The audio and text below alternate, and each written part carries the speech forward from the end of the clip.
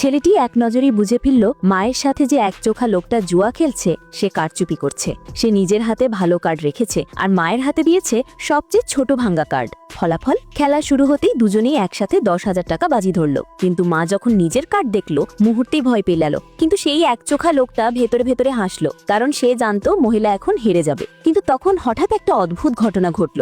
মা হঠাৎ ব্যাংক থেকে 80 লাখ টাকা ঋণ নিয়ে সেই এক খেলাতেই বাজি ধরলেন। চারপাশে সবাই হতবাক। ওরা ভাবলো মহিলা পাগল হয়ে গেছে, কিন্তু ওরা জানতো না এই ভাতটা তাদের জন্যই পাতা হয়েছে। আসলে সেই ছোট ছেলেটা একদম সাধারণ ছেলে না, আগের জন্মে সে ছিল এক জুয়ার দেবতা। কিন্তু কয়েকদিন আগে এক দুর্ঘটনায় সে সময় ভেদ করে এই ছোট ছেলে শরীরে এসে পড়েছে। আর এখানে এসে দেখে তার বাবা মা জুয়ার ফাঁদে জড়িয়ে গেছে। বাবা এক রাতে জুয়ায় ঋণে বসেছে 80 লাখ টাকা, আর এখন ঋণে জর্জরিত। ছেলেটা বুঝে গেল ওরা বাবাকে ফাঁদে ফেলেছিল, না হলে এত কম সময় কেউ এত টাকা হারতে পারে না। সে সঙ্গে সঙ্গে সিদ্ধান্ত নিল ওদেরই ফাঁদে এবার ওদেরকেই ফাঁসাবে। সে দৌড়ে গিয়ে মা বাবাকে থামালো, বলল আমরা আবার খেলবো। মা বাবা অবাক হয়ে তাকিয়ে রইল। ছেলেটা নিজের সঞ্চয়ের 100 টাকা বের করে বলল আমি এটা দিয়ে টাকা ফেরত আনবো। মা একটু হাসলেন, ভাবলেন যাক বাচ্চা শিক্ষা পাক, তাই তিনি খেলায় বসলেন। কিন্তু এবার শুরু হলো ছেলেটার আসল খেলা। আগের জীবনের অভিজ্ঞতায় সে এক নজরেই বুঝে ফেললো কার হাতে বড় কার্ড। মাকে ইশারা করে বলল কোনটা রাখতে হবে কোনটা ফেলতে হবে। অবিশ্বাস্যভাবে মা একের পর এক জিততে লাগলেন। মাত্র 1 ঘন্টায় তাদের সামনে জমে গেল